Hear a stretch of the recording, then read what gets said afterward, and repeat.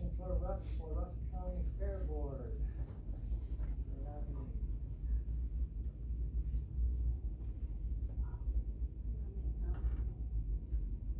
Mr. Tom Kudo for Rusk County Fair Board. Any other nominees? Any other nominees? Any other nominees? If not, I'll close to anonymous cast ballot. Motion for Mr. Tom Kudo for County Fair Board. Got a motion by Mike. Second. Sherry, second. All in favor, say aye. Opposed?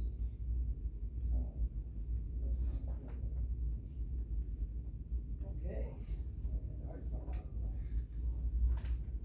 All right, looking for approval on the minutes for April 3rd, 2024. Did everybody have a chance to look them over? Any changes, questions?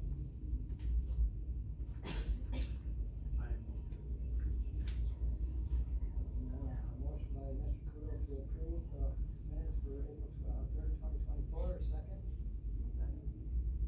Motion second. All in favor, say aye. Opposed? Carried. Public comment, limit 3 minutes per person with maximum public comment of 30 minutes on agenda items only. Is there any public comment?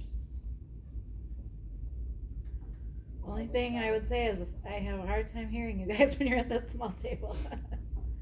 I feel like I'm already yelling. You're doing a pretty good job. I'm normally not this. I couldn't hear Connie at first, but now I figured out you're the new chair. Sorry. That's okay. Thank you. I try, but you know, I know, more soft-spoken than anything. Yeah. All right, no public comment. I'll close public comment. Discussion possible motion, Rusk County retroactive youth programs report. Monthly report, current year budget, out of county travel. Rich. I should know this by now, but. Yeah, it's a whole new territory, right? You know, when you sit in this chair, everything looks different. No doubt, as you found out many times. We've got some new people, so I brought some brochures on Rusk Restorative Youth Program. Some of you got these last year, but I decided I'd pass them out so everybody knows a little bit, can look at that a little bit and know what's going on. Pretty much, what's going on is we've maintained the status quo. It seems like not a lot of law enforcement activity coming in, but traffic enforcement has picked up. I've got 4 active teen court cases right now working on sanction. What I'm getting, those that have been through the teen court process seem to be volunteering to stay on as far as the teen court panel. So my panel has picked up significantly. Even a couple of the older ones who are graduating this year, they're gonna remain on it until fall, and they can until college starts. So I thought that was pretty good, and a significant increase in enthusiasm with that.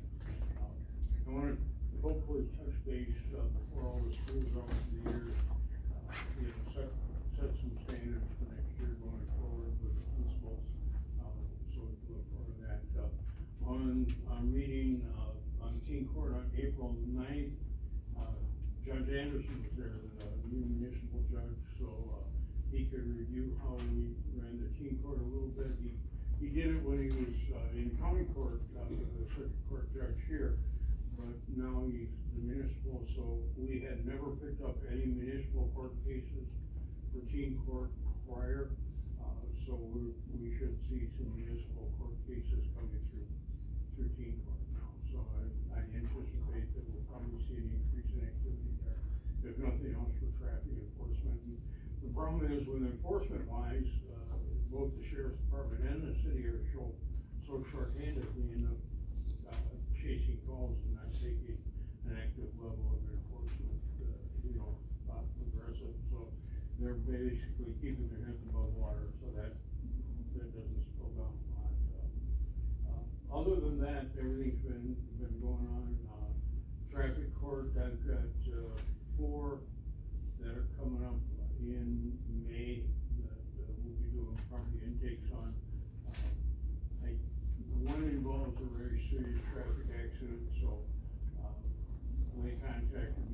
that you probably need to talk to an attorney before you commit to any level of court activity prior to that, so it's seriously injuring that again. Or give me the information I could, I said, just work on the advice of your attorney on that one, before you go in. So I don't know if we'll have that one or not, but, that's kind of up in the air. As far as any out-of-county travel, I don't see anybody forcing me to do that in the short run, and that's what it would probably take. Budget, my budget is, for those that are new to this group, pretty much just involves my wages and not a heck of a lot going beyond that. And for those of you that don't know, I'm a part-time county employee, so I work an average of in the area of around 24 to 29 hours a week, depending on what's going on. And for the last year, I've been filling in as part-time drug court coordinator, so that's kind of balanced it out and accounted for a few more hours there. So, outside of that, first of all, for the new people, I would invite you to stop in my office anytime, and we can go for anything going on forward. John knows I'm pretty outspoken sometimes. I know his office is no change. No, It's go back to the clerk's office there, hang a right, all the way to the end, before you go outside the door, hang a left. okay, that's right where the extension office is, and then I'm down the hall. I might bring the, new superintendent by. Pardon me? Might bring our new superintendent by when he gets here. Oh, excellent, excellent, Yeah, okay. cause Kurt's doing the truancy, Kurt Hughes is doing the truancy. Hey, when I first started, we used to get a lot of truancy, or had a fair amount of truancy, but now, Rich Green has done a pretty good job, and they don't ever seem to progress to the point that there's actually a charge issued. You know, I think the last truancy I had was about this time last year. Other than that, I haven't, you know, cause they have to get to the point where their charge form dropped into my lap. Right, but we weren't doing, we weren't sending out enough letters either. I mean, we had them there, but we were trying a kinder, nicer approach and it wasn't working. Yeah, sometimes you have to apply the stick because carrot isn't all that. Yeah, Kurt started doing that, so we're working through it. Yeah, very good. Yeah, feel free to stop anytime, talk to the clerks. Yeah, by all means. Talk to the corner. I have instant coffee, so don't expect a lot later on. I'll bring a beer. So does anybody have any questions about, Teen Court of Restorative Youth Program? And I can answer this one. Okay. That's fair feedback, yeah. True, right. No doubt. I'll hang, and that's gonna give most of the recovery court, Oh, no, you're doing fine. You're already in the seat, go ahead. All right, well, I'll start off, and then she or Jeremy can answer any further questions on that. We'll move on to recovery court report. All right, we're improving, and I can say that we've still only got one participant at this time. We've got two applicants. The applicant, the one I'm waiting for the AOD assessment process, and the one I'm waiting for a compass assessment process. Depending on, we've got all their criminal history, background check, and what have you, so we'll have to see where those go. They're in the hiring process for a new drug court coordinator. Thank you. So hopefully that will move on. It was, I must say, we had our weekly team meeting, and it was nicer this morning to see it more heavily populated than what it has been in the past. On the 6th, we're gonna have our new assistant DA, so, he will be participating in our court, team, so that progress overall. Would still like to see, law enforcement commitment in there, and that's still kind of up in the air, but I'm hoping that we see law enforcement back at the table pretty soon. And we can continue to move forward. We had some candidates already for the drug court coordinator. As I understand, there are 12 applicants, and they're interviewing how many, Jeremy? Six, was it? So those interviews are gonna be next Tuesday, I believe, if I'm not mistaken. 7th at 8:30, 8:45.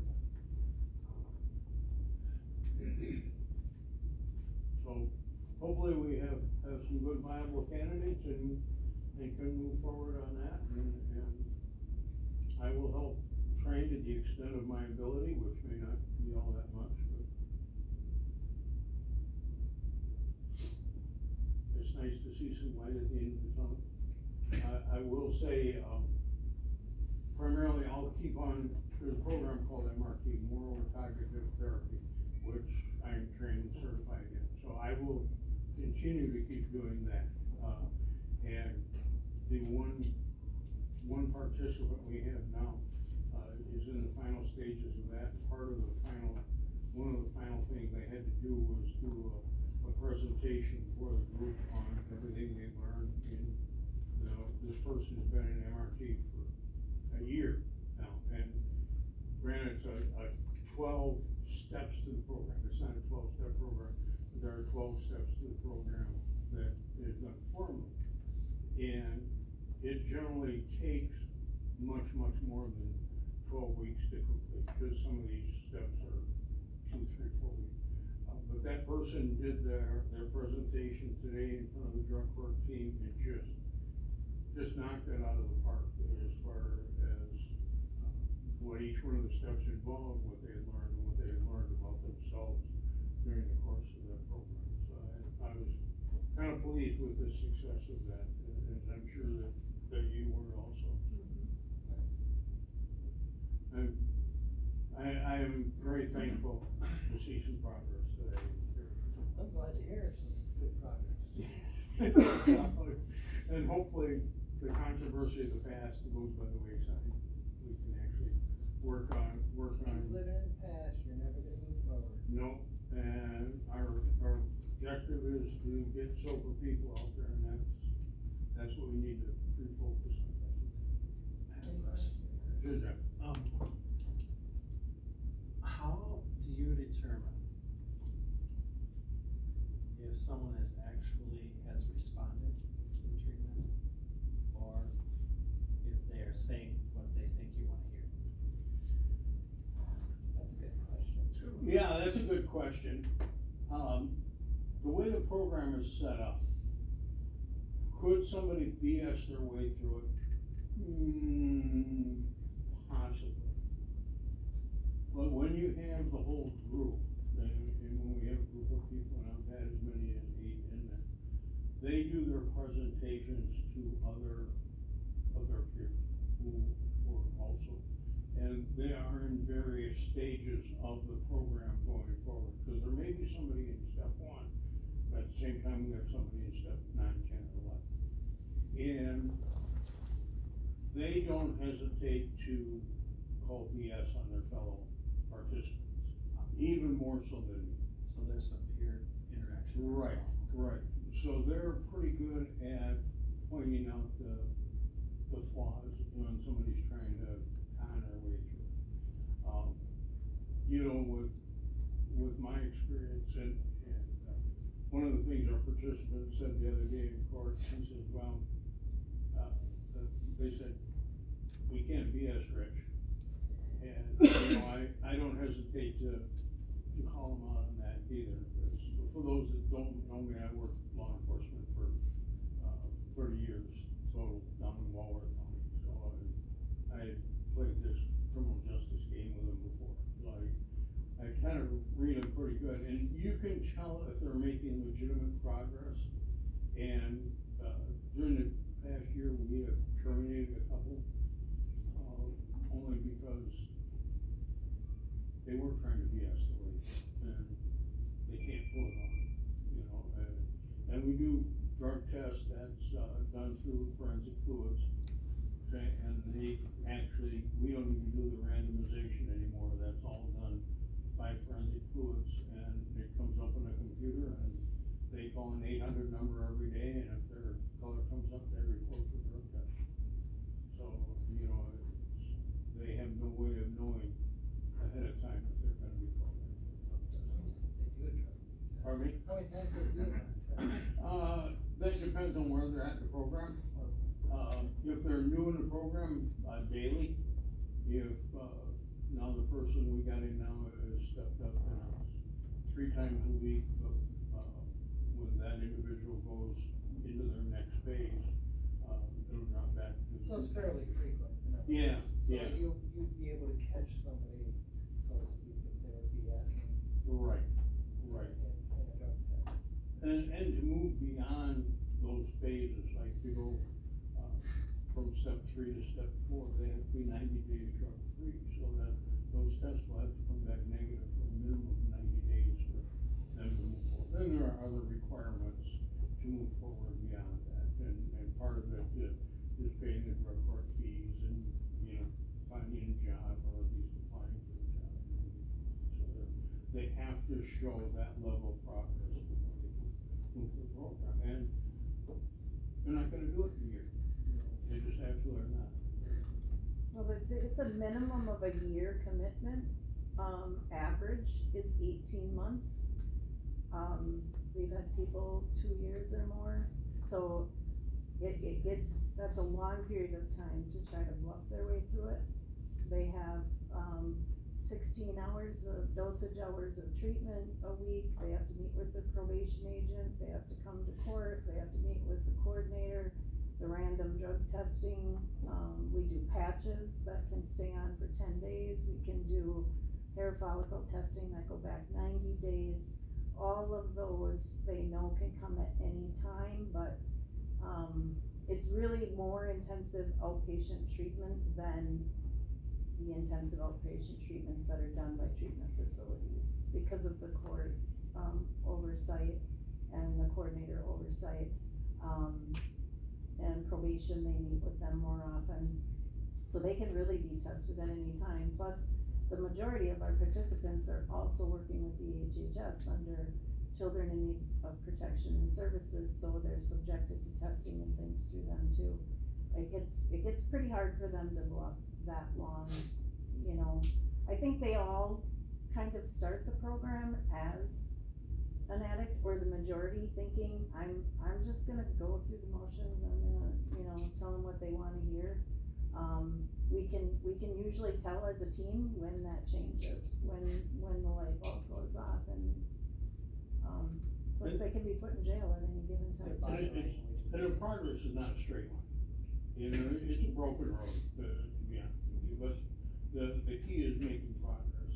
And it's just, there's a lot going on, with this whole thing to bring them into where the rest of us are on a sober basis, productive and getting a job.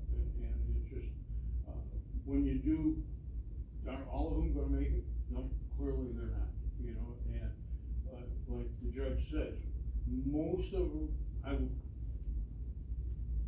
maybe all, perhaps all, start the program to stay out of jail. That's their motivation. You know, not to be sober, but to stay out of jail. What we hope is by the time they complete the program, that they wanna be sober and stay sober. And that's, particularly with MRT, I can see that transition significantly, cause when they start the MRT program, it's because they have to. And even with all the training, and there's 2 steps in there, step 6 and step 9, where they have to do a significant amount of community service. And in step 6, every person that's ever completed it says, well, I did it in step 6 because you made it. I did it in step 9 because I wanted to. So that's where you can see that breaking point is pretty much when they get beyond. So do you track success rate? I mean, what's your success rate? Judge, you're more into that than I am. That's a loaded question, Yeah. but we did just have an evaluation done, in 2022, and with recommendations, and kind of a controversial subject, but yes, the whole purpose of drug courts and what started it with the DOJ is to reduce jail bed and prison stays and, to reduce recidivism. So, you have to be in the program for a while to be able to look back and what is recidivism. So success rates, you know, we have the national average, you have the state average, so it's this number, and to say, did somebody recidivate? Did they commit a new crime within 3 years, 5 years? So, I think one of the things that came back was our, success rate in quotes for recidivism was, lower than the national average. The problem with that is without an explanation, like any evaluation, you're not getting the whole picture. So if somebody goes through drug courts and they're committing felony burglaries and these high-level felony, drug crimes, and then they get out and they drive without a driver's license, that is a knock at the recidivism. So is that a kickback at the program? I mean, certainly we have gone from possession with intent to deliver methamphetamine and felony burglaries to somebody who drove without a driver's license.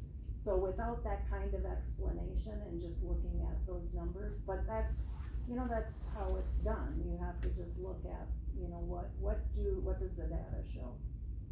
And what does it show? I don't remember what the numbers are right now. I can send you a copy of that evaluation. You know, if it has some explanation, that's fine, but you make a good point, if it's, you know, I've Yeah. been clean for 3 years and I forgot my driver's license. Yeah, and see, we tend to really focus on when we present is that, you know, what is success? So success to us when we're working with those people is when they're starting, they've had their children taken away, they're 1 foot in the door of prison, completely addicted.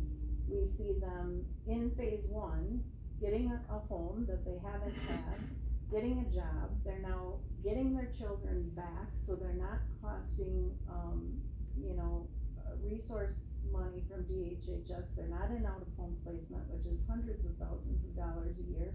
They're getting jobs, they're doing community service, they are, paying their rent, driving legally, so if they do get into an accident, they actually have insurance.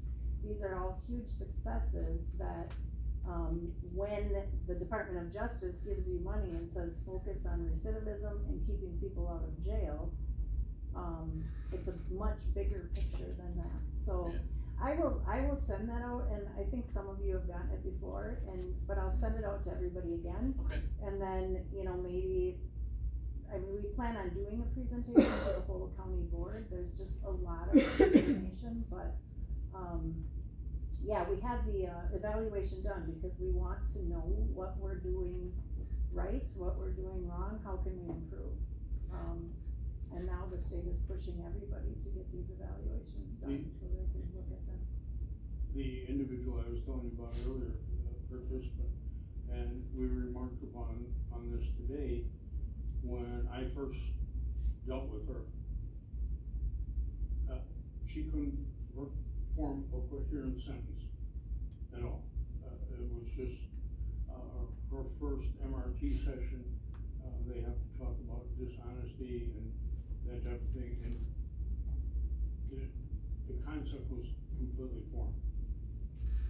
That individual today did a 15-minute presentation on the progress through the program to the drug group and spoke,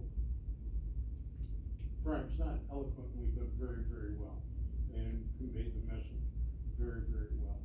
And so I look at that and go, okay, that's my one person that made the difference, you know, so, and there are others, I've had, you know, and I don't know numbers, but I speak to the individuals that come into my office.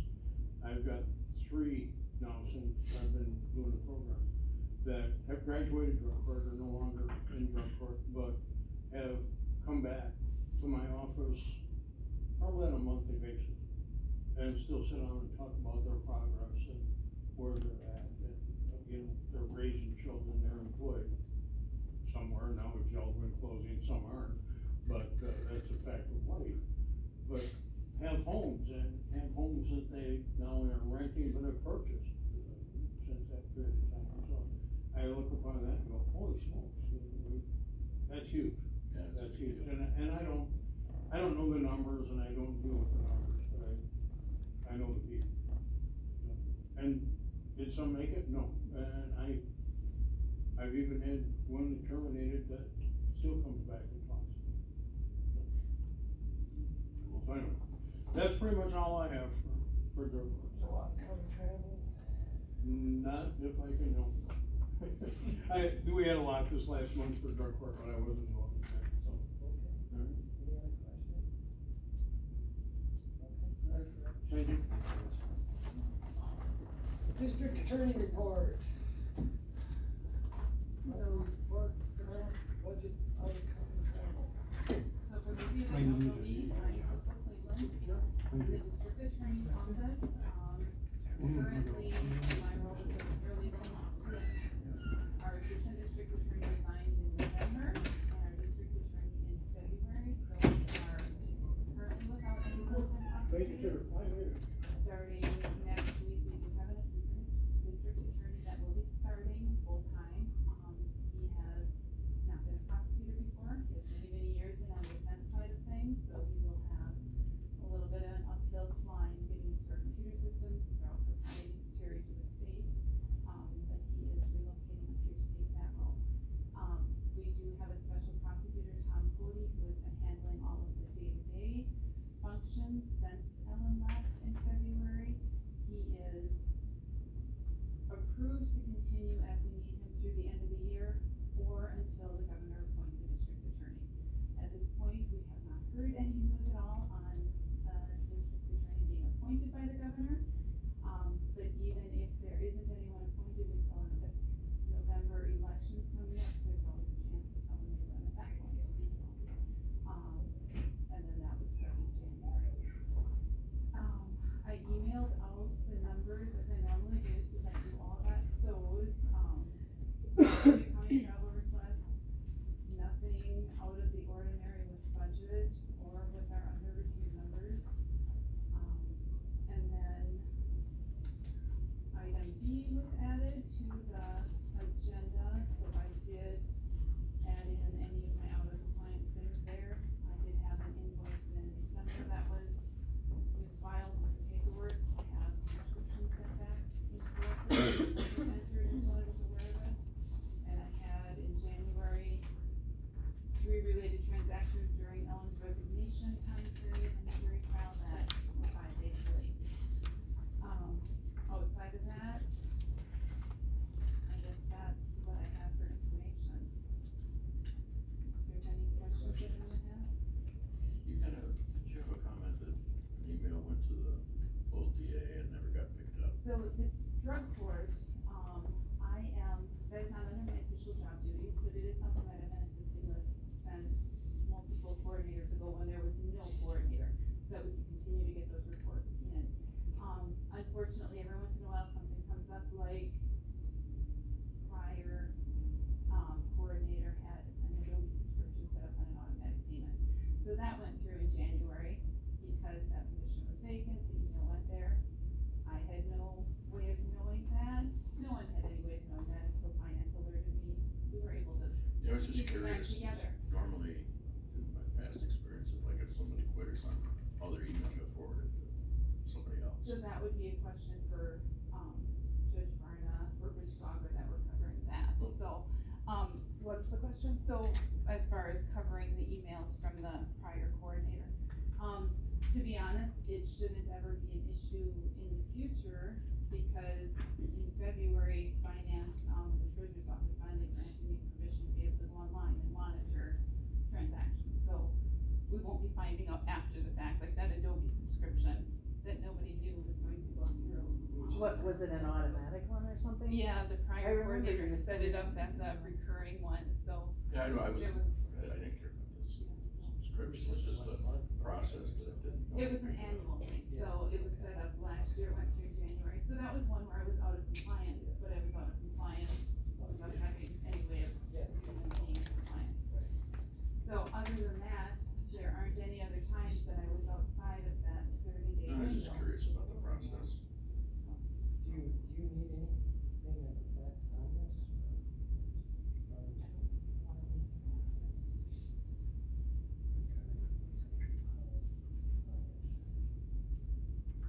Well, you remember the discussion that we had in finance, just to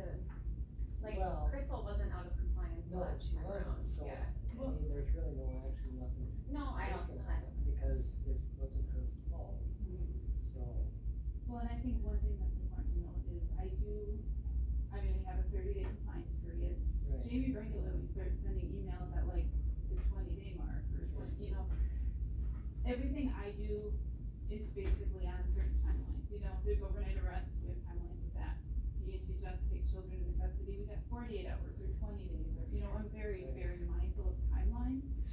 She doesn't have to send, I mean, if the issue is her sending these emails, that has nothing to do with me following through on my work. I can tell you right now, I have, I'm caught up on drug court invoices through April 19th and TA invoices through April 25th, you know, so she can avoid that. Even in the 2 years I've been here, I've never seen this on your door. So, okay, so I mean, as far as that goes, it's certainly something that she can absolutely quit doing because it isn't something that's helping me. I just thought it was something she did, so.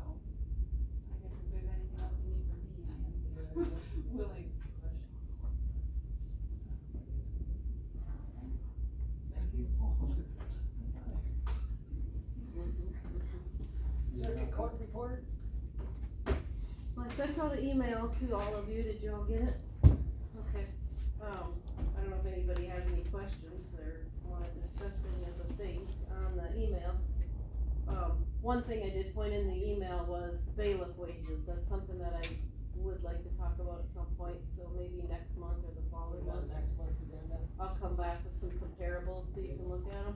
I'm having some of the bailiffs are kind of saying, you know, $12.50 an hour. I mean, they're doing it because they feel like they wanna help, but they also question the hourly wage, you know.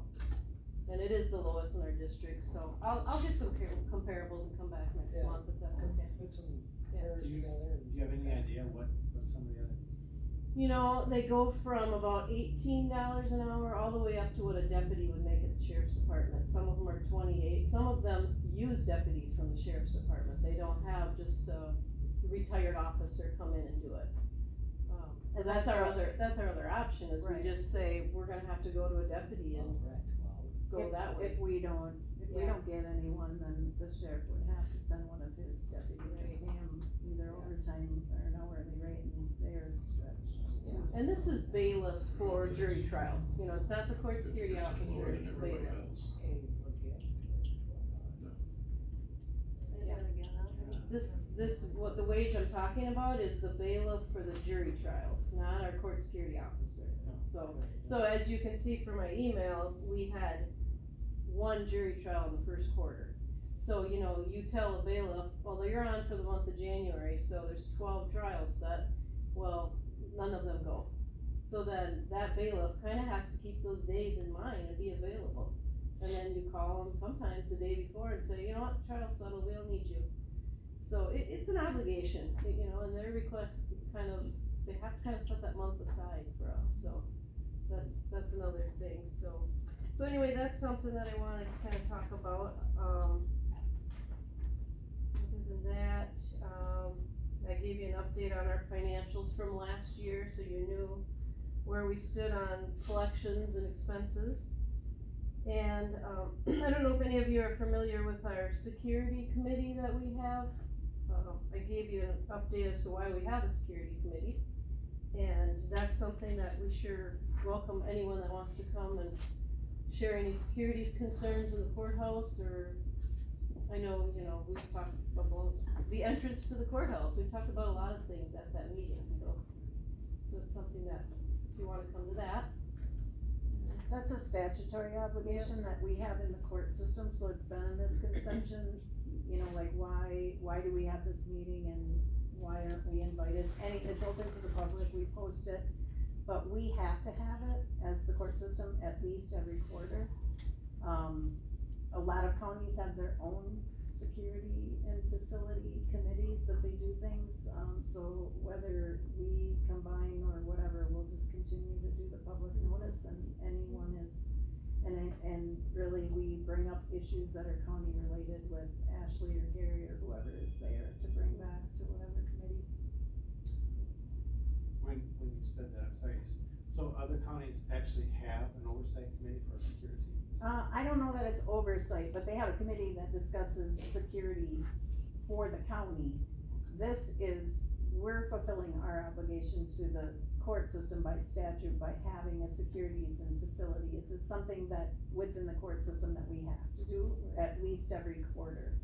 So, there are counties that have their own county committee for courthouse security or whatever that may be for the whole courthouse, but we We really do, we don't only discuss court security, we discuss courthouse security, and even the security evaluation that was done on the whole courthouse, because I think a lot of times some of the other departments may be even in a more volatile area as far as people who come in than we are. I mean, more heated things in like DHHS sometimes, or, Register of Deeds, because we see a lot of, fighting over property, things like that, so, they end up in the court system, and we know they get mad about things, but they're often going to other departments too, so we discuss courthouse security in our meetings.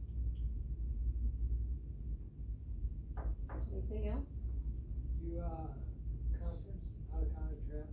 We do have one, our register of probate went to a conference, and I think they kinda sent you an email on that, and she, we just forgot to get approval for her. It was April 24th to the 26th, Right. so she went to Wisconsin Dells for a register of probate conference, so we just need approval, but that was okay for her to attend it. So we need an approval for that April Yeah, 24th to the 26th. 24th to the 26th conference. Is there a motion to approve? Huh? Motion by Tom approval. I don't know if I was doing it, that's what I thought we did. Motion passes. She's good to go. Thank you, yeah, that's wonderful. Thanks, have a good night. Thank you, Larry. Is that your only favor? And that was yours. Okay, yeah. I've been carrying that thing around for a couple days today. It is good.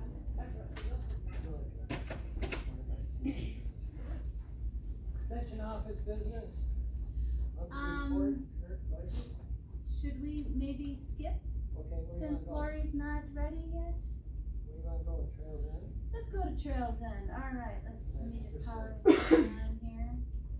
Trails End Camp Business, trustee report. I don't have a meeting until next month, well, not this month, today's May. That would make sense. Okay. Caretaker coordinator report? Sure. And, we did have a meeting last month, though, I can give you some of the highlights of that. Lois was nominated to be chair again, Joe Bay Jimmy Moore is now our vice chair, and our new school rep is Secretary Nicholas Kearns.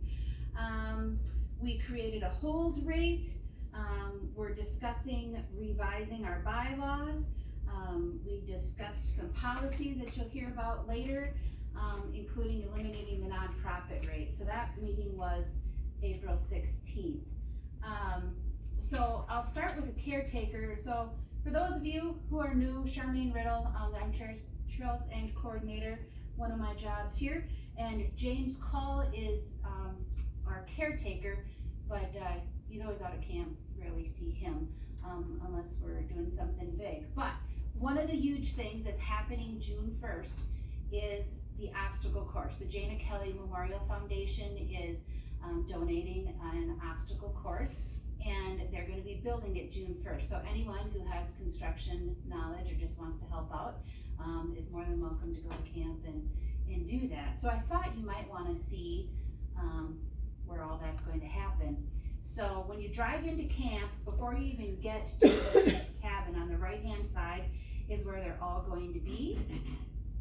And I'm sorry if these are really small, but these are just some of the many things that are gonna be out there. Lavalier pad, over under hurdles, well, sideways, that's the same one. Broken balance beam, a goat cliff, spider web, eagle's perch, the wall, monkey bars, and buddy balance beams, and then a trails bridge, cheetah climb, and so anyway, there's instructions. There's gonna be a sign out there of how to do all of this, and it just kind of explains each one, how to play it, and then at the end, you ring a bell on a tree, that type of thing. So that's super cool. This got donated to us, or approved the donation, before the code changed, so then we had to get, we need a structural engineer to approve the plans. So there was a lot of paperwork involved, but, James filled out, the application and our licensor approved it, along with 2 buildings, Spruce and Balsam. They are the ones on the far end. They're going to be, they have, porches that are kinda on stilts, and so, we are a licensed rec ed camp, so there's a lot of code involved with that. So, the code says that any overnight, stay has to have 2 exits. Well, there's only 1 exit on those. So since their porches are on stilts, we're gonna just put in a big window instead, and then there'll be, a ladder. So that's much easier than building up a whole porch, you know. So 2 cabins are getting doors, and 2 cabins are getting windows. So in order to alter a building, once you're a licensed rec ed camp, you have to do a plan approval, all approved, so yay. What else? Oh, the swinging bridge, yes. Can I ask a quick question about the obstacle course? Yep. Does that require, I mean, are we insured for that type of thing, or do we have to? That is your own risk. That is? Is it? Well, Yeah, that's what I was wondering. yes, every user of camp, submits their insurance. So yes, we are a county property, but nobody goes in there unless they have a reservation, and proof of insurance. And we also have to change our check-in policies because James, we approved it last month, he has to go to a special training for this. And this is pretty much a glorified playground, but it doesn't matter. So he has to go, I don't know, it's on the east side of the state, for like zip line and all of that. It's crazy, but it's one of the requirements. So then when we have groups that come in, he's gonna have to train them on how to do it, and so we just have to change our check-in procedures. But this will be super cool. The one that is out there, you could drive by it and not even realize it's an obstacle course, you know, weathered away. And this is super cool stuff that kids are gonna love when they're out there. But it's just gonna take us a while. So this is just the overall camp of map. So that's where the obstacle course would be. We got a cabin there. We have 9 cabins scattered throughout. That's our amphitheater. We have a new pavilion here. We have dining hall, kitchen and Ebling hall, the canoe shed way over there, caretaker cabin. And in the future, we hope to take this building right here, it's called Juniper, the caretaker cabin, and turn that into a cabin. Or I'm sorry, I said this was caretaker, that's the shop thing. No, that's the bathrooms right there. This is the shop right here, sorry. But we have, what? Huh? Oh, yeah, I'm just Do you have a reading. picture of I that? can't really see this. If I made it bigger, I could read this Do you stuff. have a picture of that new pavilion? Show that. I do. I do. Might just take me a little bit to find You got it. your spiel there, but. New pavilion last year. It's on this drive.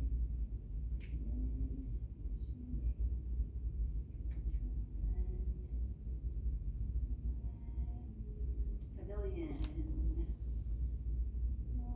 Let's see. Oh, there it is. Yeah, That's beautiful. very beautiful. Used So, all the lawns off the property. yeah, so this is ARPA funded. This is one of the things out there that's ARPA funded, and the nature trail. But the next topic is swinging bridge, and our nature trail is beyond the swinging bridge, and unfortunately, last winter, a tree came down and we're not able to use it. We have it boarded up. It's supposed to be, not used. It does get used. So, the county approved $15,000 in contingency funds to make it usable. But making it usable is still gonna have a requirement of no more than 300 pounds, 1 person at a time. Will groups follow that? Probably not. But the hopes that you'll see in future capital improvement projects is to replace the bridge. It was initially built in the 70s. It was revamped in the 90s. One was put on top of the other. It is in floodplain. It's over a trout stream, so there's challenges. but James did apply for permits, cause it was never permitted, and before you do anything, you have to, be permitted. And, we were not able to, file an insurance claim simply because it was not more than $10,000 damage. So that's a swinging bridge. Some of the things that I've been dealing with are medication, treatment logs. One part of the code is you have to have a bound book. So, I just took a tablet, I made some pages, but nope, that's not good enough. It has to actually be bound. So we're paying a couple $100 for Rooney Printing, who does our county directories, to make bound books. So I'll have that before camp opens. Our calendar is extremely full in June. There's only like one free day the whole month. June is like where we have all the church groups come, and then July we have 2 4-H groups. Otherwise, the weekends are filled with private use. And for some of you, well, all of you, if you wanna learn more, you can always stop by or call me, but, here's the county website, and there's our beautiful bridge. But you just go to services, Trails End Camp, and you can take a little virtual tour. I have pictures of the buildings. If you're a youth group, there's all your information there, private use. I have maps, policies, the ordinances, all of that there. So there's a wealth of information there. So that's what I have for caretaker and coordinator report. The rates, we had talked about, let's go back to where I was here.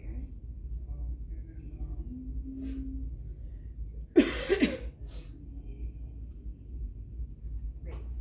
Okay, so at our last trustee meeting, we looked at rates actually for 2025, because we decided that waiting till the end of the year to tell somebody, you know, that wants to book it right away, maybe for a wedding or something, is too late. So at the beginning of our year, we only meet through April through October typically. So we talked about rates. So this is what I had given them. Youth, nothing has really changed, other than we used to charge if they needed a temporary campground license. That's for 4 or more campsites. Youth groups usually didn't do that, but now we're going to be a campground. We're going to get a campground license this year. So if they want to stay, it's $30 per site, and that's consistent with the county partners. And we upped utilities to a minimum of 5, both for gas and electric. Private use is where the changes were. So a couple years ago, we were at $250. Now keep in mind, when you reserve camp, you get the entire camp. We don't just let one person use this building, one person use that building. All 169 or 189 acres. You can lock the gate and be all by yourself. You can do whatever you want. As the multi-purpose building at the fairgrounds started increasing, you know, there was some pressure to raise rates again. So in 2023, it was 300, and then we decided in 2024 to go with 500. And then they also made a nonprofit rate of 350. Otherwise, prior to 2024, they had to pay the same rate. There was an early check-in fee, so if you come in at 3 o'clock and there's no overnight stay, for example, weddings might want to do this. They might want to come in and decorate on Friday, leave, and then come get married on Saturday, stay through Sunday. It was $75, and that increased to $100. There's that temporary campground license again. The camping was new, the gas, and then the security deposit rates stayed the same. So the changes that we are requesting for 2024 and 2025 are a hold rate.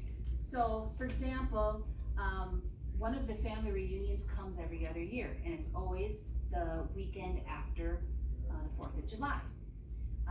And so they said that other weekend, you know, so normally I can't book 2 years out. Anybody who uses camp gets 30 days after the day they leave to reserve their next year's rates. We hold those dates for the next year for them.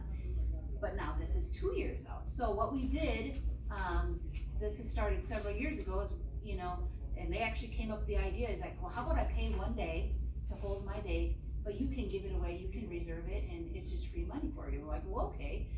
So we did that for several years. Well, now that the rate is $500, they're not so willing to do that. And I have 3 groups that actually do that. They come every other year, or for whatever reason, they wanna change their date. So we created a hold rate, because honestly, it's just free money for us. They are guaranteed their spot 2 years from now, or an opposite weekend, whatever, and it's only gonna cost them $100. So we're asking approval on that. And then the trustees decided to eliminate the nonprofit rate. So there's all the church groups are the youth rate. So there's only a couple nonprofits. Alana Club would be one, and the other one would be a church group who comes, but it's more like a family get together. It's not teaching. They're not, so it doesn't fall under the regular license. So they decided to eliminate that. So that is what we are requesting approval for. So did you those say, two rates. so the bottom line, oh, I'm sorry, that's the other one. Yep, so eliminate the nonprofit rate. So if it's private use, it's $500 a day. How'd you come up with $100? It was the same as the early check-in fee. And I think that's not enough. Does that go toward their, rate? That's just money? No, that's free money. So it's, you know, that's why I have to have like several calendars, you know, out there, but, you know, in the early check-in, they're there a couple hours, but this, they're not even there. So we, not only do we get that $100, we can reserve that, and then we're getting the $500 a day. How soon do they have to let you know that they're not gonna take it? Or be there? Well, If I booked it for June 15th, and I call you June 4th. okay, that's a different scenario. That, I don't guarantee any dates until I get a security deposit. And we have a cancellation policy. If they do not, notify me within 60 days, they get docked. I forget how much it is, I can look it up. But these hold rates are for current, or for past users. So in your situation, they get dinged a cancellation fee, and then I return the rest of it. So I know what you're saying. It's like, every year when we went to the cabin, our $250 got rolled from year to year to year to year, which held our spot for the following year. That same date, same weekend. For security deposit. No, it was basically like a hold rate. And once we didn't come, of course, then we got our $250 back. Okay, We stopped going after 92 years. okay. So this here, you're just saying, break this down a little bit for me. I'm getting it, but I just want to. Okay, so one of our family reunions, Vertigan Family Reunion, they come that weekend after 4th of July. For the last 4 or 5 years, if they come to camp, they don't get charged a hold rate. You know, they get charged their normal rate. But then it's the year they don't come, because they only come every other year, they still want to guarantee that 2 years down the road, they're gonna get that weekend. And the only way I can book that far out is they have to use camp. So they really don't use camp, they just pay one day.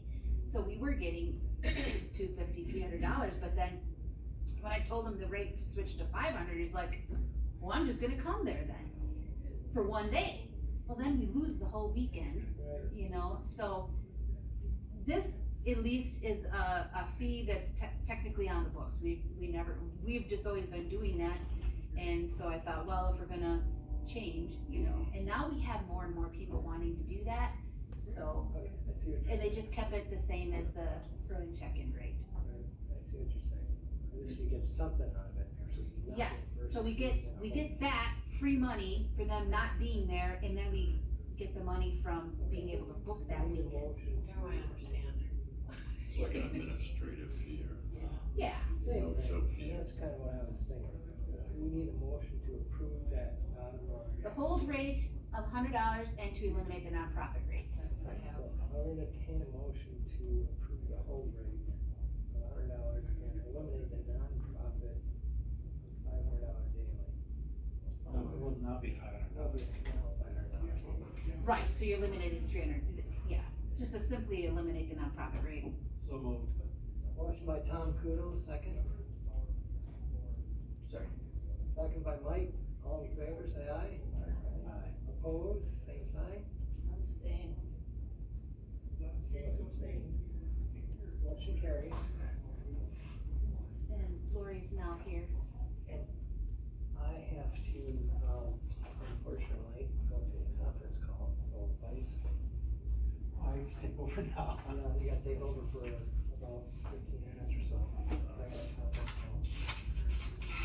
I'll be back.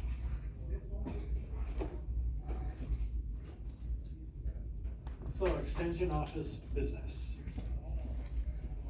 I'll try not to take it personally. I'll try and be right back. Hi.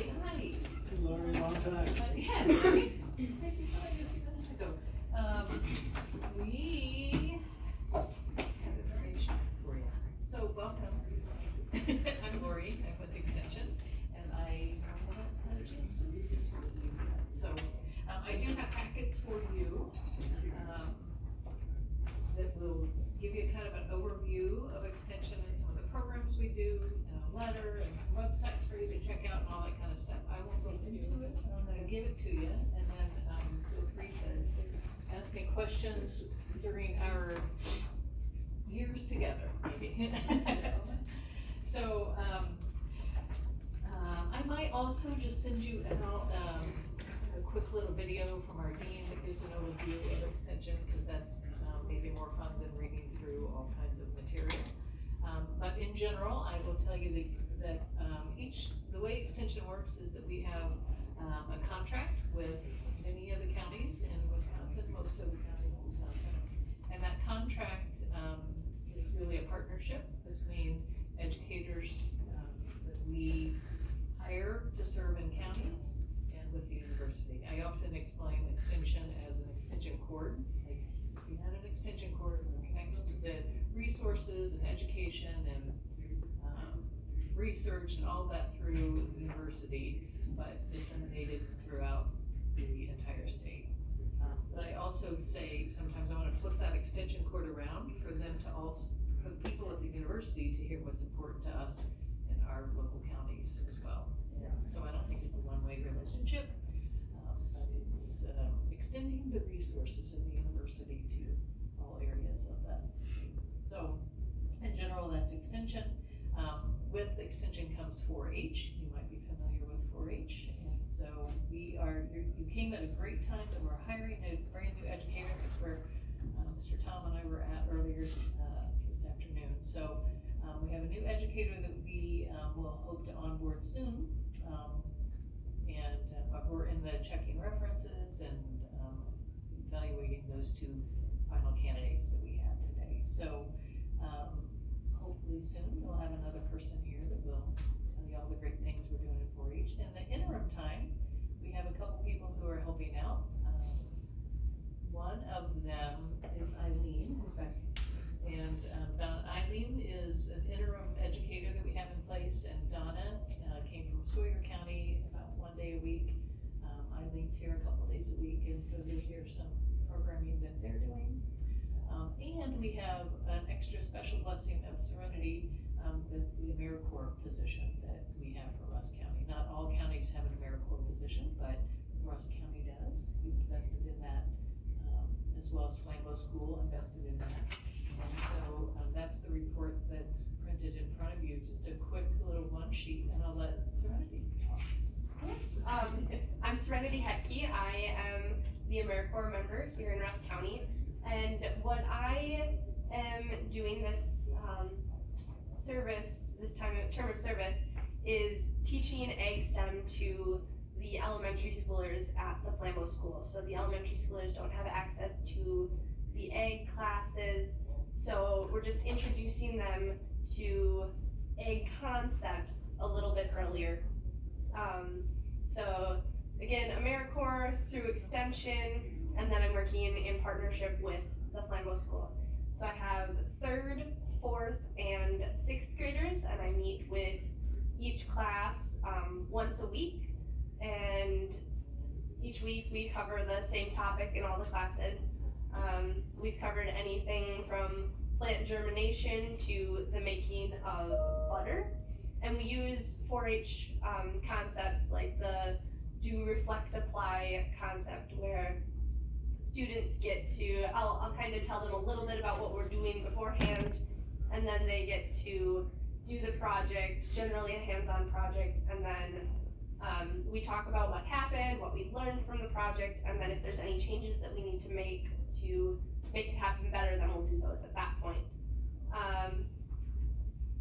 We've been working, Lori and I, together on this project, and I've had infinite resources from Eileen and other AmeriCorps members across the state to be able to get different projects in for the students.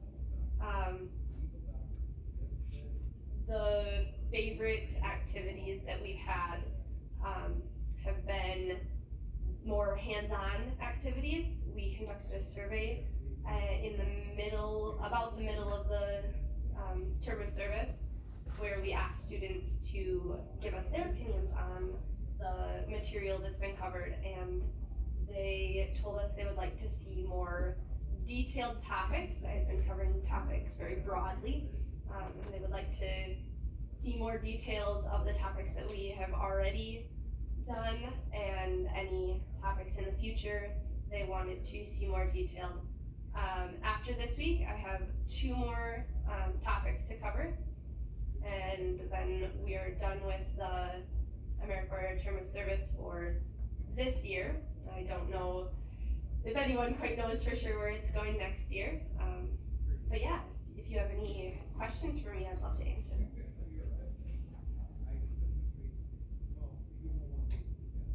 Who funded this, that it wouldn't be, we wouldn't have it next year? What was the funding? So part of the funding came through the county. We used some of the funds that were available, and part of the funding half of it came through Flambeau School. So I know when we started this project, the past educator kind of wrote up the plan, like, hey, we know that STEM education is something that came up as something that we would like to see more of in the community, and so it was as a pilot, if you will. I think if you remember those words being used in the past, like, let's try it in one school, and then as we move forward, and whether or not it's an AmeriCorps position, or if it's an interim position, or what it will look like in the future, we're not sure. But maybe we would be able to expand it into other schools. And so, we look at that, like Serenity's been at Flambeau from September, October through May, again, because they help fund the position. But if there are other opportunities to serve other school districts in the future, then we wanna maybe do that. But maybe it would only be like 6 weeks at first, or 6 weeks at least. It wouldn't be the entire school year at one school. Maybe there are some other options to explore too. So I did submit something for Rusk to be considered again for an AmeriCorps position. We haven't heard who's gonna get the positions. We haven't heard yet. So if it does, then we'll be looking at, hey, how are we gonna fund it again? Is the school district gonna help fund that?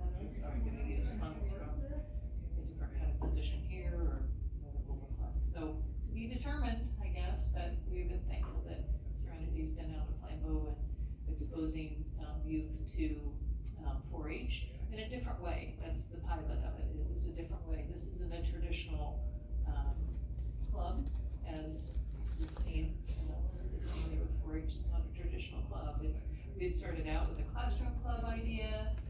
How do we sustain that? Some different things, but where we landed was the work that she was doing there with the teachers and students, to also then give information to all of those students, 87 students, to giving them information about 4-H and how they could better connect with 4-H in the community so we can start to build some of those clubs too. So, we'll see what happens in the end, but her work is almost done.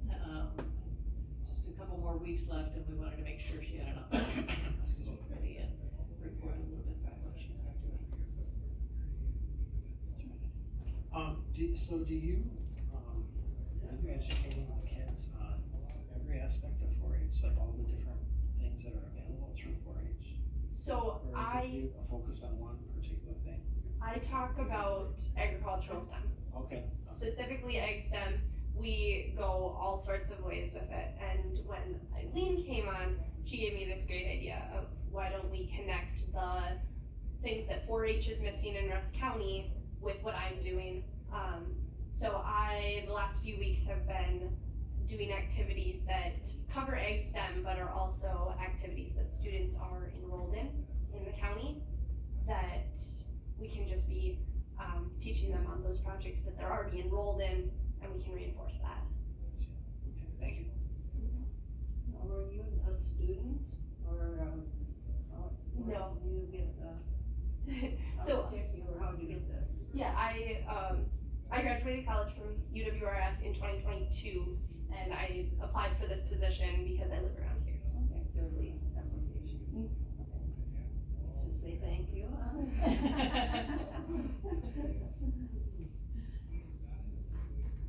Any other questions for?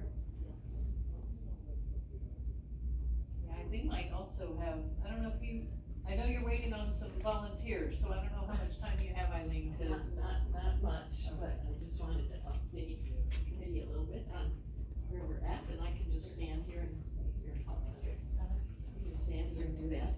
So, I just wanted to update you a little bit. For those of you who haven't met me before, I'm Eileen Van Dyke. I'm here on an interim basis. I'm a retired former 4-H educator, also a former middle school teacher. So I've worked in a number of different roles. I'm currently an organizational leader at a 4-H club in St. Croix County. I've actually worked with 4-H for over 60 years. So that'll give you, since I was 10 years of age, so that'll give you some idea of my background experience. I've worked with 4-H in many different areas. So what I've been doing here is looking at the 4-H program and where it is right now, and identifying, starting to identify a plan of work for the new educator when he or she comes on board. Identified 3 specific areas that I really will work with the educator to, as they start. One of those areas is to reestablish the programs that Rusk County has always had, and some of that has already started. They have already made a commitment to partner with June Dairy Month with dairy promoters, Dairy and Beef Promotion Committee. And so that will include their Green and White Day, which is a fundraiser for 4-H in this county. And we've also set a date and are working on details for their family trip, which has been traditional in this county with 4-H families for many, many years. So that will be coming up June 28th. We're looking at lots of other programs, and we'll gradually start adding those programs back. One of the challenges for adding those programs back is, as we add them back, we want to make sure that they're sustainable. So that will involve identifying volunteers to help make those programs sustainable over the long term, and connecting those volunteers with the 4-H educator long term. In another area, we'll need some work on strengthening the local 4-H clubs. As I don't remember if it was here, we talked about this before, but getting volunteers is at times challenging, and having enough volunteers in each club can be challenging. So that's one of the things we'll be working on in the future. And then finally, expanding the 4-H program throughout the county. I'm looking at some partnerships with some different groups throughout the county. I have been in touch with the gals at the Bruce Library. I'm over there for their Lego club. they do once a month, so trying to work with them to see how we can partner there. I've been in contact with, the library at, Hawkins. We're gonna do some work with them on their summer program. And then, I'm contacting some other groups too, some initial conversations, nothing set yet, but working to establish programs where we can work with local resources to establish programs not just for 4-H kids, but they could be kids throughout the county that could come into some of these programs. So that's what we're working on. It'll be a process. It's gonna take some time and involve, some patience from all parties. But I think it looks very promising. So I'm excited about that, excited about the progress that we've made so far. So, there's some questions for me?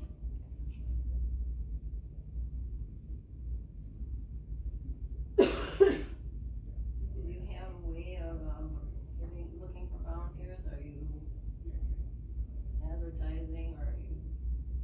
There are a number of ways we can do that, and that's one of the things that I'll work with the new educator on, and how we do that. So there are different ways we can look for educators or look for volunteers. I think one of the first places is to start at the club level, perhaps with a meeting with the parents in each 4-H club, and talk about, who we might look to in that area. I think grandparents are a great resource to provide training for kids, and it'd be nice if we can tie that group in. There might be other groups like local filters that we can tie in. There might be retired people throughout the county that are looking for something to do, maybe a day a month or a couple of days a year. If we can bring some of those people back into the program, a regular program, I think there's lots of opportunity out there. We just need to ask. And lots of times, an individual ask is a good approach.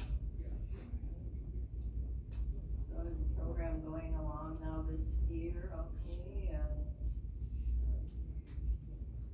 So there are always challenges, but we have a good number of clubs that are functioning. They all have leaders, they all have kids. They're continuing their work. There are 4-H leaders out there that need more leaders within their club, so that's gonna be one of the immediate challenges, is finding them some support. We have one club, or maybe 2 clubs, who there's only one organizational leader. And my experience is that co-leaders or a leadership team always works best, or generally works best for 4-H clubs. You can bounce ideas off one another, you have different strengths, each leader has different strengths, and a leadership team is, I think, a very good approach. So. well, then one person doesn't have all the responsibility and, it could be everything, every time. Exactly. And if one leader can't be there for a particular meeting, you've got another leader who is there.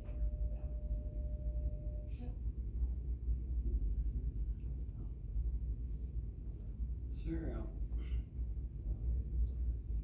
out-of-county travel. Any out-of-county travel? For educator or for, Probably not this month, I'm thinking, probably not. I mean, with 4-H, with kids in 4-H programs right now, No, it actually, it would be aimed at, like the new coordinator. like the new educator. The new educator, I should say. Well, there would be for, there would be, or there can be, it depends on what programs are coming up. There are some events that educators are expected to attend, a couple of times throughout the year, but mostly things are done via Zoom now. Okay. For the most part, but, there might be a meeting in the spring and a meeting in the fall where they would attend. There's a JSEP conference which happens in the spring, which is a 2 or 3 day conference. Stevens Point or the Dells or Madison.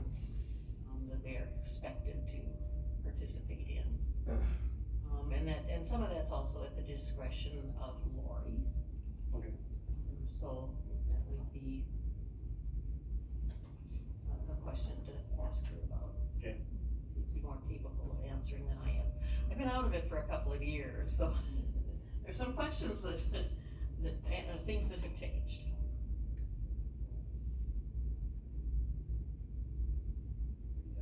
Anything else? Giving it back. I'm giving it back to you. All right, thank you. Thank you. Nice to see you. Yeah, now we're in the second. Okay, fair business. School board report, current year budget. You sneak it. You snuck out. Hard to trick you. Seriously? Alright.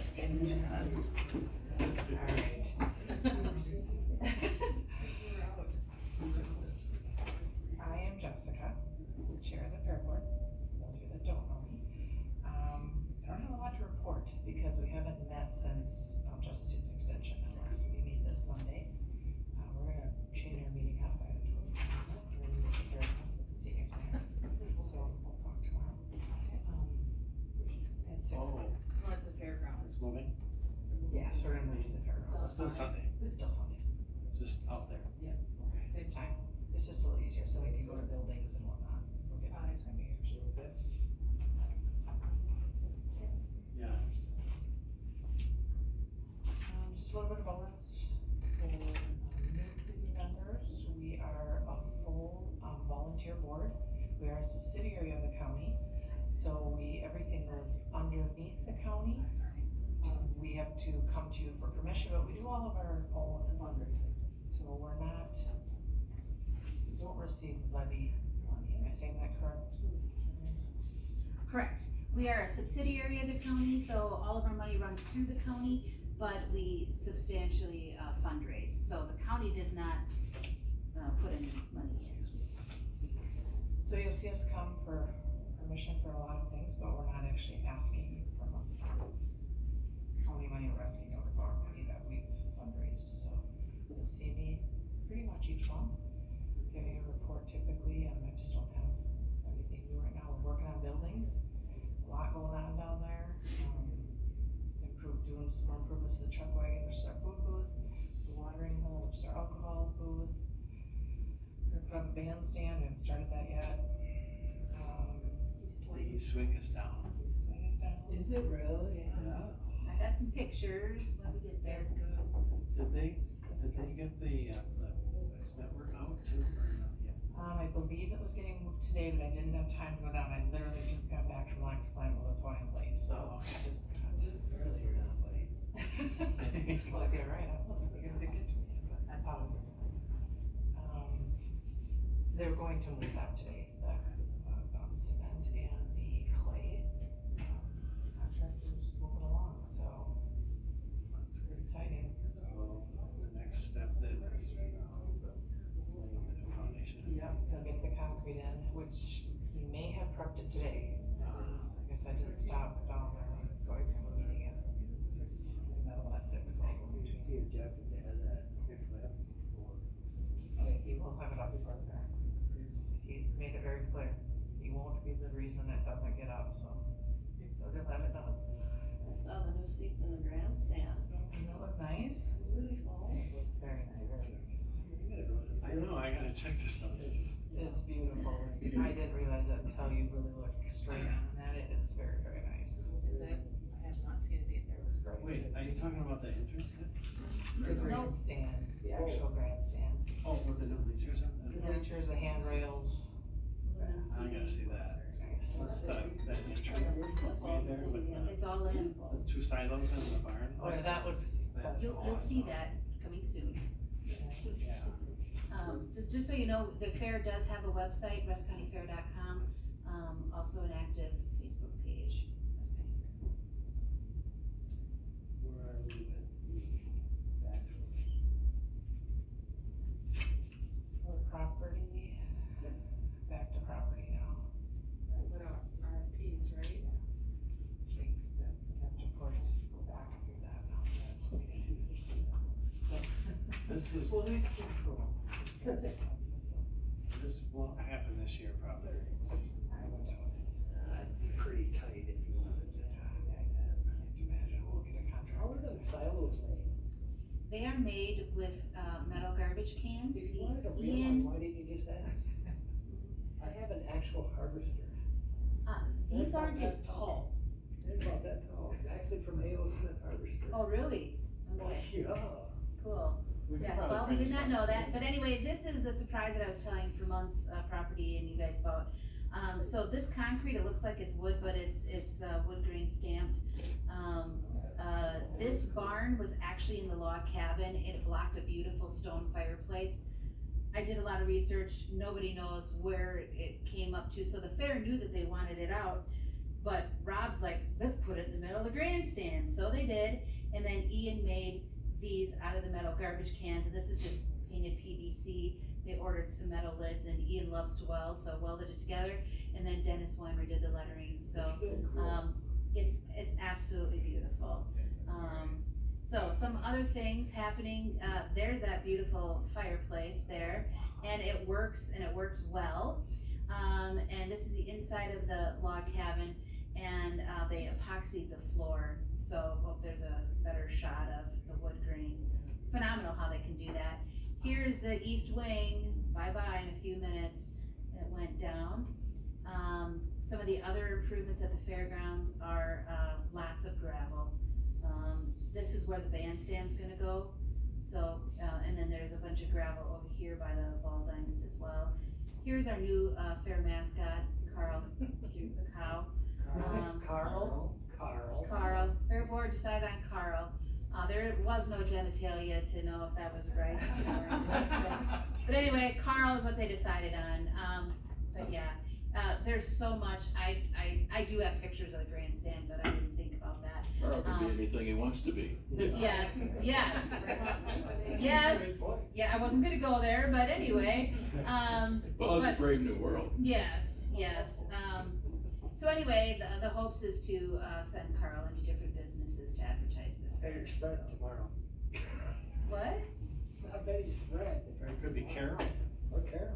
Be Pat. They had Pat on Saturday Night Live. Arlita, I don't know. But anyway, and there are no fair contracts right now. No fair contract? Nope. Okay, you got it. Thank you, guys. So there are many volunteer opportunities at the fair. We are knee-deep in soliciting volunteers for gates and to work in the watering hole and chuckway and all sorts of things, so. So if you're interested, just let one of us know. So, I am 30% fair, just so you know, for the new people. I'm 50% buildings and grounds, 15 extension, still 10% recycling coordinator, so,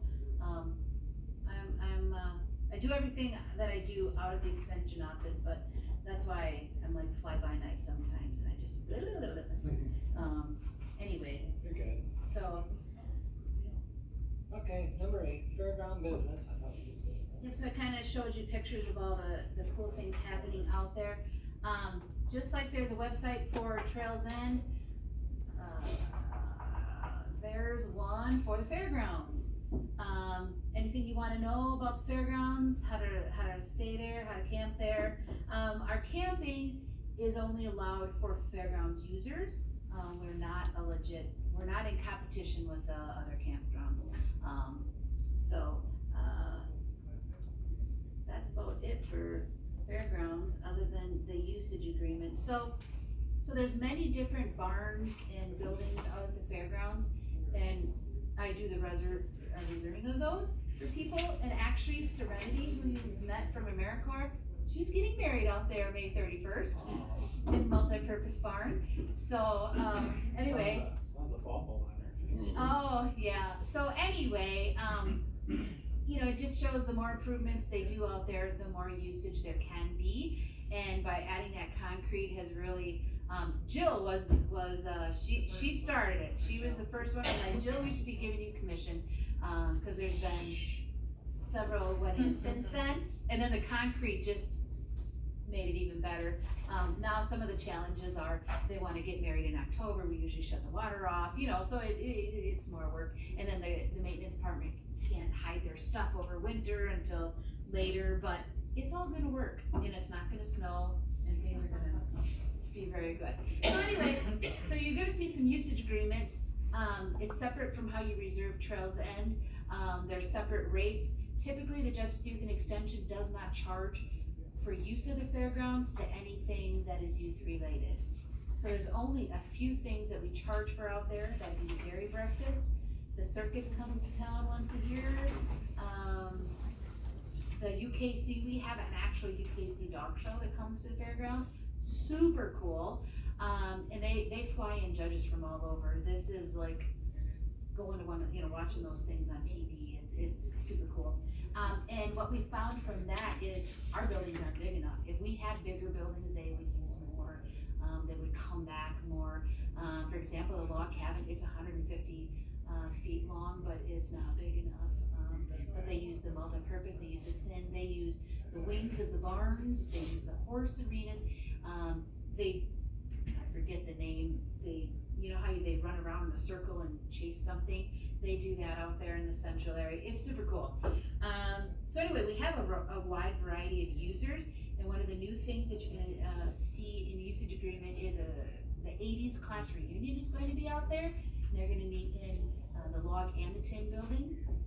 So the North Tin, the 4-H building right there, because they're gonna have a group of 400, and they were concerned with the multi-purpose building. Yes, it's big, but then you have to have all your events in the same thing, and it might get too loud, whatever. So I'm like, well, it's actually cheaper, and you can use 2 rooms on the south end, the log and the tin, because they wanted to have a big bonfire. I'm like, well, there's a barbecue pit there. Yeah. And they wanted to be fed, so the fair is actually going to feed them out of the chuck wagon, which is right there. So all in that south right corner is where that's gonna happen. So yeah, that's new usage as well, and hopefully when I gave the tour of the log building to this group, they're like, wow, this needs to be the new destination wedding place. It is so beautiful in there.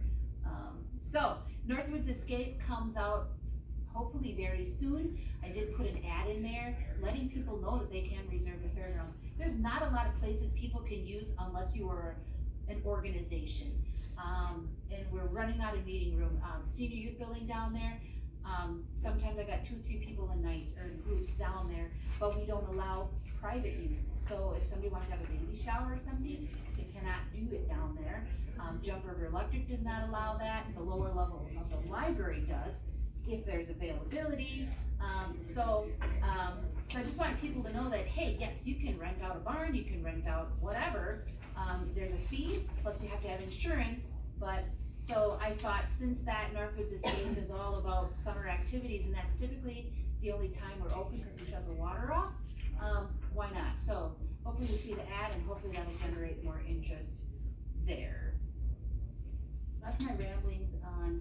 I see the one agreement we got there is for the. Yeah, there's actually another one that's The stuck West in. County Chamber Committee. That's another new use. Yeah, and then there's another one. Yep, sorry, I might not have given that one in. Yeah, Rusk Area Chamber of Commerce, I just gave them a tour of the log cabin. They wanna have a job fair But do we have to make a motion to approve these, yes. Well, this one's gonna be different from this one, so why don't we can read that. So you should just approve this. You can, but they're both groups are requesting different things, so if you wanna do 2 separate, That's my question, is I think we should do this. and that's, yeah. So. So what? Based on the Heath one, the just age multi-class reunion, we'll do that one first. Oh, you wanna do that one first? Okay, so, that's what I was just talking about. They'll be using, the tin building, the fire pit, log building, and they did check on here, you know, but the waivers that they are requesting is the alcohol one. So there's the county ordinance for the fairgrounds is there's no alcohol unless it gets approved by this committee. So, they're requesting the alcohol, the hours of use is for, I believe the fairgrounds hour of use closes at 10. They'll be they'll be using the camp, because they're gonna be staying, there's gonna be people camping as well. So they want that exemption, and then quiet times, because we also have quiet time hours listed for the campground. So, those 3 exemptions they're requesting. Alcohol, hours of use, and quiet times. So we, because you said we're not in competition with the campgrounds. We're not, but since, If it's an event, we can allow them to camp. yes, and actually we can also allow it for large groups. For example, Mardi Gras. If people wanna camp at the fairgrounds for Mardi Gras, or, other large events, but year-round Mardi Gras is camping. usually when we have the truck and tractor pull. Yeah, but last year, I guess that would- we had one person, Oh, yeah. they paid and then they never came, but, yeah, they wanted to hang out the whole weekend, and so, yeah, there was no problem with that. But, and we do have a dumping station, but I just, if you're pulling into town and you just wanna camp for 2 nights there, no, because we did not, with the zoning, you have to have a, what's it called? Public hearing, to be a campground, and we did not go that route. The zoning administrator at the time, CC Teskey, she approved the campground as long as it was only for Rusk County large events, which isn't a lot, and fairgrounds usage. So we did not have to do the special, public hearing for that. No, we don't. No. So the camping we do get, typically the horse shows have camping. The dog show, they have deluxe camping. I mean, those are Taj Mahal campers that come in with those dogs. So yeah. So I guess we're looking then for entertain a motion to. Okay. Second, OHSA's multi-union with the request. Alcohol. Hours of use and quiet time. She has it, yep. I have a question about the quiet time. Are they given a time to stop? They're requesting here to extend it to 11:30. Yeah, if they're gonna go after midnight or something, then we have to go to the sheriff's department and, get approval from them, but, they're not gonna be having a band or anything that's really loud, but they read it in the code and they're like, oh, well, I mean, there's not gonna be fireworks or anything like that, so they probably didn't even need this, they're just being proactive. Did this change then from, because it says 11? What I have, requested noise waiver extend to 11:30. Oh, okay. They're mine. Are you looking at? I was just looking at the. Never mind. Oh, I see it now, never mind. Oh, okay, I see it. alright, yeah. It says. Oh, yeah, it says 11 there, but yeah. That's what it's telling me. Yep. Anyways, I have a motion by Mr. Tom Kudo, is there a second? I'll second. Second by Mike, all in favor say aye. Opposed? Motion carried. Okay, Rusk area change. Yes, so they wanna have a job fair in the log cabin, and, this Jenna, she said that she talked to both Ashleys, and they are requesting to have their fee waived, cause this does not have anything to do with kids, so the fee for a nonprofit is $75, for the log cabin. So someday we need to, update those rates again. So they're asking to have their fee waived in lieu of the Rusk County departments that go down there to be part of the job fair, they would not get charged. And unless you have any questions, I'll just leave it at that. I don't understand what this all is about. They're gonna have vendors, businesses come, and then people will come and you know, learn about these different jobs, things like that. Is They're- it a job fair? It's a It's a job job fair, fair. It's yeah, on 100% a Facebook. job fair. Yep, and they're gonna do resume working at 3 o'clock, and they're gonna be a presentation or something, but they want the fee waived, they're requesting that the fee be waived. So like if Health and Human Services wants to go down there, rather than paying $40 to be a vendor, it'll be waived. You know, the only issue with that is, it's good for those departments that they don't have to pay, but that doesn't supplement the fairgrounds budget at all. But the fairgrounds budget does not make a lot of money because we hardly charge anybody. So until that changes, So are you talking about waiving every fee for anybody that shows up? no, just them, Just them? just Okay, them, alright. yes, Just the chamber. yes. Putting it on, the chamber's putting it on you. Chamber's putting it on, yes, and a lot of times, like when Andy Alvarado was here, he co-sponsored things with tourism, and other organizations, and then those fees were waived, so you have the ability to waive the fees if you choose to. What we've done, like with the fair, is a vendor wants to come and they're new, they don't get charged, but if they wanna come back next year, you're gonna pay. So, I mean, you can consider it a bunch of different ways. What I'm super excited about this is you're gonna have a lot of people go into that log cabin, and they're gonna see how wonderful it is, and maybe we can get some usage out of it. So $75 is really cheap advertising. That's how I look at it, So what you need is a motion either not, or. to waive their fee, usage fee. Approve the agreement and waive their fee. Or waive. I make a motion to waive the Rusk County Chamber of Commerce fee. I have a motion by Ruska to waive the $75 fee for the chamber of commerce. Is there a second? I'll second. Second by Mike, all in favor, say aye. Aye. Opposed? Motion carried.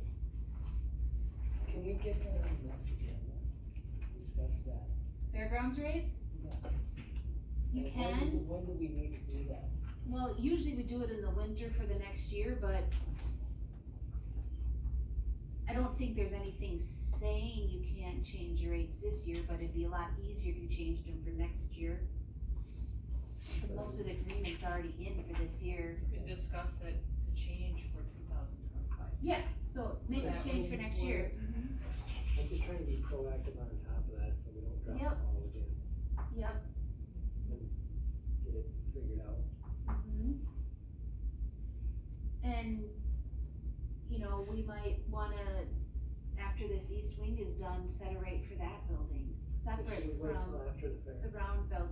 Well, no, you could, I mean, it doesn't matter, really, you can set, I don't get a lot of fairgrounds usage agreements way in advance like I do Trails End, because weddings and stuff, they need a lot of advance.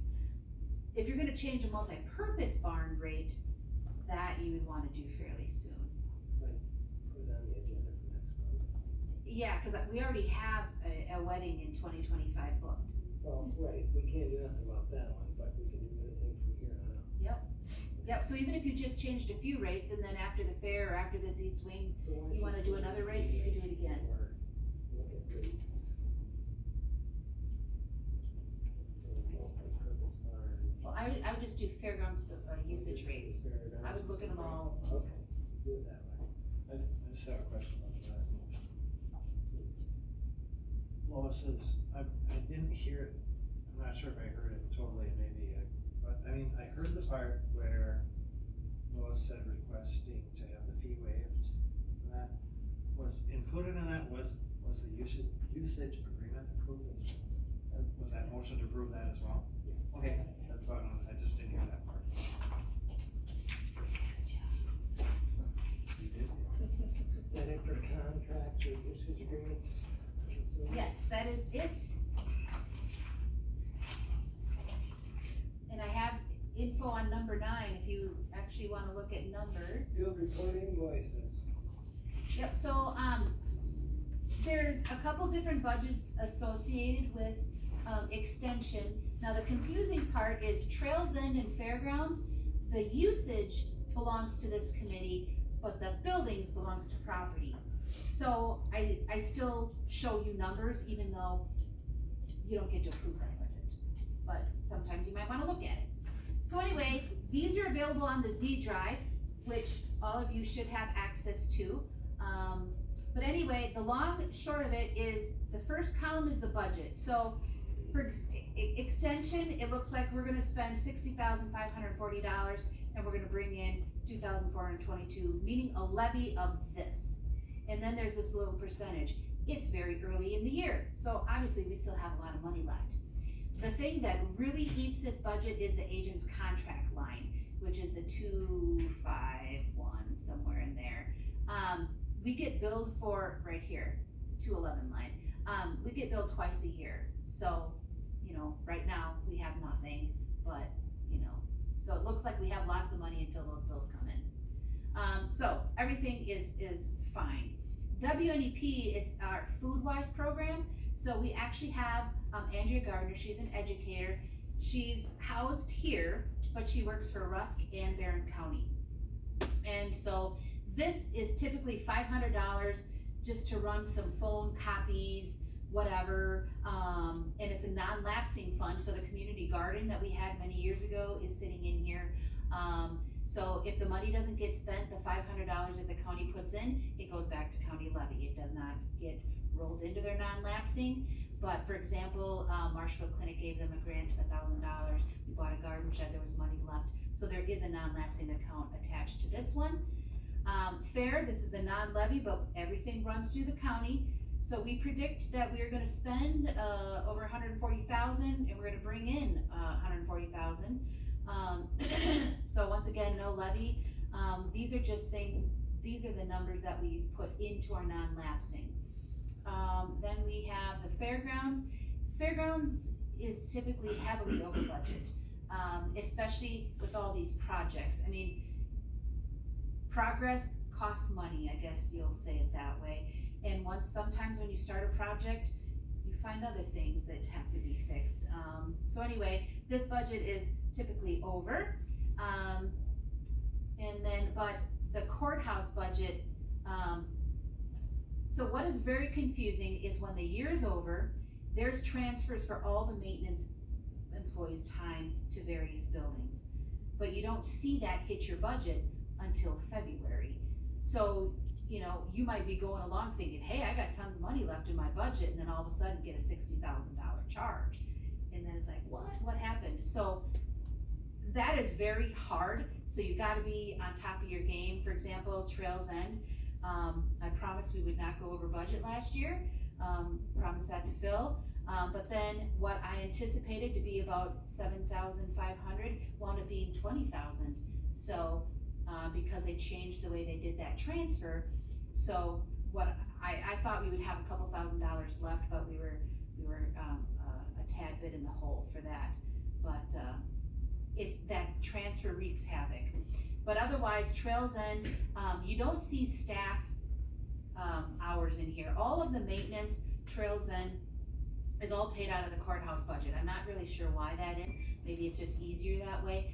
But so right now we do have 60% there, but we hardly have any usage fees coming. So if you look at rental income, we are typically over budget on rental income. And now that we changed rates after we did the budget, we're gonna be even more over income for 2024. Can you're over, I didn't understand that. We're over, we You said you're over excess budget? revenue. Oh, you have it, okay. Yes, so we made budget 10, but look at last year, we wound up with 12,388. Yeah, okay, so it's just, it's not in brackets. Yes, so, right, overall, I thought we would be giving money back to the levy, but then that huge increase it happened after the year closed, so there was nothing I could do about it.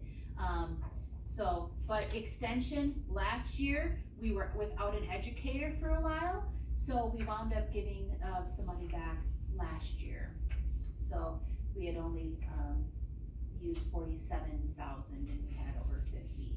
I think we gave like 6,000. So just cause I'm new and stupid, money at the end, always goes back, or you never set up an accrual for the next year? It depends on what type of budget it is. If it's a county levy funded budget, like extension and food wise, well, no, not food wise, but Trails End Fairgrounds, yes, it goes back. But the fair, we had to go to county board and you have, to get approval to have a non-lapsing. So any money the fair makes goes into a non-lapsing fund. And we save money in there in case we get rained out. We've been very fortunate in the last 12 years that has not happened. We've had a day rained out, but some fairs have the whole thing, you know, and they have, I mean, when you sign contracts, you still have to pay. Yeah, that would be bad. So we have to have some money in there, and this year, the fair is contributing substantially to fairgrounds improvements out there. And that only benefits the county because it's their property then. So it's not, if we build a bandstand and the fair dissolves, it's not like the fair's gonna take that bandstand. Anything that's left out there reverts to the county. The fair bought over 20 banquet tables last year. No longer the property of the fair. The fair purchased them, but now they're in the tin building. Now all the user groups gets to use them. So it's a win-win in many respects. But I heard you're a numbers guy, so if you ever want more, I heard, somebody told me you're a numbers guy. I'm not sure who, but if there's any truth to that and you want more information, I'll be glad to give you more numbers. That bad. I have to watch a couple of budgets at the school. Oh, What's gonna happen to the stage? Was there a decision made on that? there was a letter sent by our administrative coordinator to the North End Community Club, and I don't know how frequently they check their PO box, but they offered, the county offered to, you know, number one, ask, do you want our stage, and if so, can we barter? So I don't believe she's heard back from them yet. Cause I know about it too. Okay, alright, but that went out like 2 weeks ago, that letter. Yeah, I haven't, she or myself, we haven't heard about that. Okay. So, Yep, and then part of that would be, you know, their old stage as well, so, you know. Are we gonna save money this time on, maintenance, because James is going to do the mowing, isn't that what it was gonna be? Yes, in some respects, I'd love to say yes, but now that the maintenance department is going to be fixing the swinging bridge, it is going to be helping raise balsam to level it and some other things, all the time, all of their time out there will get charged to Trails End. So, yes, we do save money on mowing, but now, since they're gonna be helping with the swinging bridge, there'll be increased maintenance time out there. has everybody had a chance to look over the invoices? Any questions? If not, I'd entertain a motion to pay the invoices. Motion by Mike, second by Tom. All in favor, say aye. Aye. Opposed? Motion carries. Peterman? Let's see, next.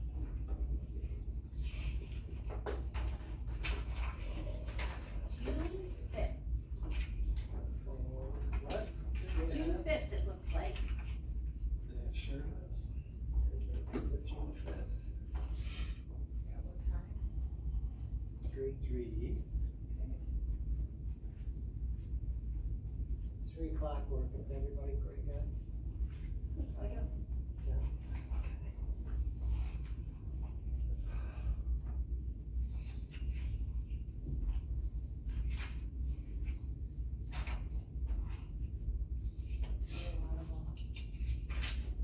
She didn't staple them, cause. Trying to get them so they see Yeah. together.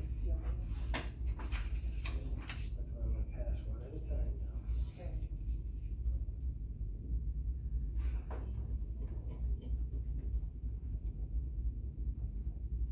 Job's not done till the paperwork's complete. That's right.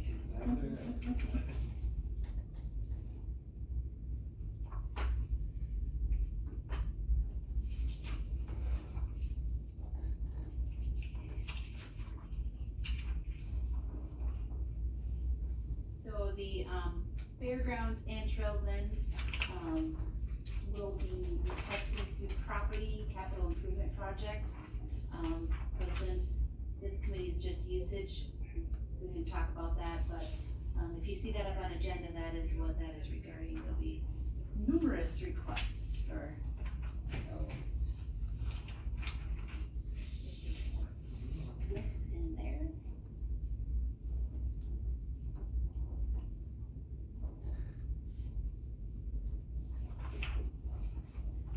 Yes, in there.